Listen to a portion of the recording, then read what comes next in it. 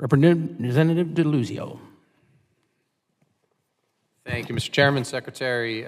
Long day. Good to see you here. And good to see you as well. I want to talk about clinical trials and some of the reporting on the impacts of whether it's hiring freeze, contract terminations, firings, or some combination of those things.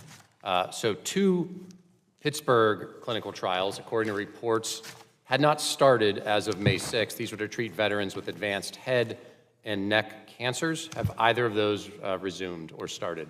Well, one, they never started before, and they are starting now because we're now actually reaching out to veterans to be a part of this trial. Those were not, they had not been started before at this point, so you can't stop anything that had not started. So they've started since May 6th?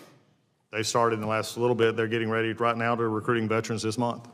Okay, so both of those have started. When were they originally planned to start? Because the reporting here is that these were delayed or stalled because of some combination of firings, contract terminations, probationary employees. Yeah, not that we're aware of it. And I think the interesting thing is here is before any of these other things got involved is they had not recruited patients for these trials. But just to be clear, when were these supposed to start? Do you know? I would assume they've been around before the hiring freeze, so it was supposed to start probably earlier. I'd have to get a direct date on that. I'm not going to try and guess. I'd appreciate a response on that. Okay, no problem.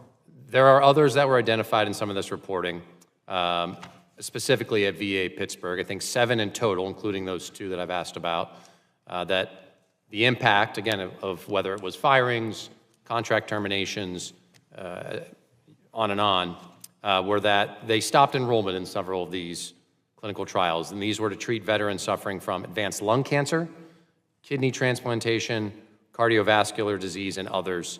The reporting here is that the planned enrollment was 500, but as of, again, this reporting in May, only 75 veterans had been enrolled. Has that enrollment now continued, and are additional veterans being enrolled? No clinical trials have been stopped. There's been no cancellations from our decision on clinical trials. Those are still going on, so any issues in those clinical trials will be specific to that issue.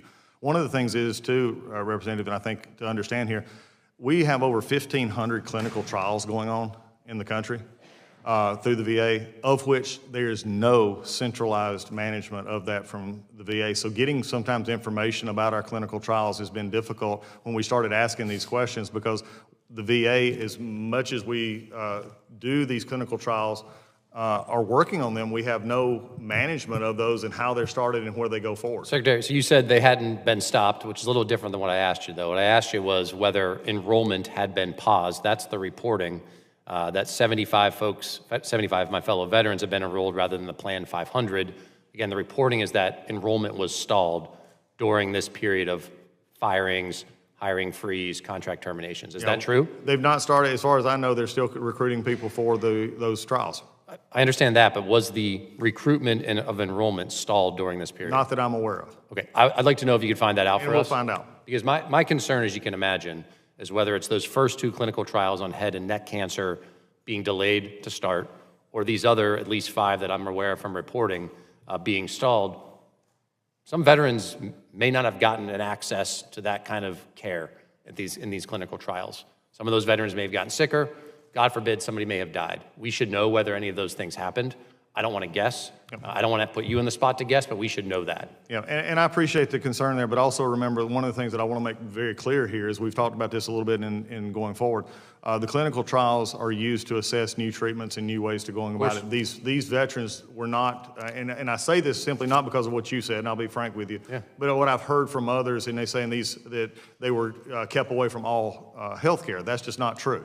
They were still getting the health care through the Pittsburgh VA, but the clinical trials that had not been started, especially in the head and neck cancer area, had not started. So I think there's 2 distinctions here we have. Well, but I'm willing to work with you to look at whatever we need. Great. I would love to know for each of those trials. And as you say, you're still getting health care, but it might be that clinical trial could be a life or death outcome. It might not be. Well, I think it's important that someone's got a chance who's in a horrible situation, advanced head or neck cancer. Yeah, I would hope that also, and Congressman, I would love to work with anyone in this committee also as we go forward, how we can actually streamline. This is something I'm looking at now as we've gotten into these conversations more and more on clinical trials, that we actually need to have, in my opinion, a better sort of command and control system so that we know where these are going on and if there are any issues that we can help with as we go forward. Because as you said, some may have gotten help, but also some may not have worked. And are we making sure that that information is available across the system wide so that we know this actually worked, but this didn't? We don't have that information. And right now. look, and we all know this, the research VA does has led to some really groundbreaking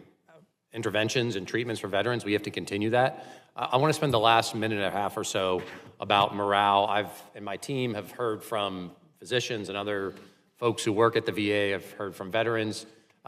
There's been plenty of reporting and discussion here today about mental health care in particular and some of the reports of impacts on the return to work and clinicians being placed in an environment where they can't have a confidential discussion with patients. I've talked to physicians myself and heard some of those concerns.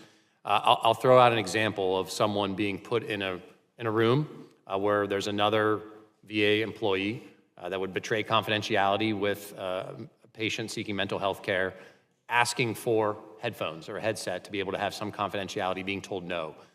Should that happen? And if not, what are you doing to fix that? No, it should not happen. And I think one of the things is to remember is all our VA centers are secure facilities, and they should not be put back in. If they're coming back into work, it would go against, and I made this statement earlier, if they're being brought back in an environment in which they were not supposed to be, then that is a failure of the leadership to bring them back in, because it's also a direct violation of the policy of bringing people back to work. This is not something that we've looked at, and many times we've asked for incidences when it's been reported and then gotten back to it and it worked. So let me just be very clear. Yep. If they're coming, if there's an issue, we'd love to hear about that, but also it's a direct violation of the policy coming back to work to not be in an environment in which they're not supposed to be in. So if we have a supervisor who's doing that, And we in need the to 10 do seconds that. I have left, Secretary, if someone's raising those concerns, I'd love a commitment from you that they won't face any consequence for voicing an objection. No, and I think that we need to know, and I think this is what we've proven, and there's been areas in which there were some concerns, and we've actually made exceptions to say, no, the telework or continue off-premise can do.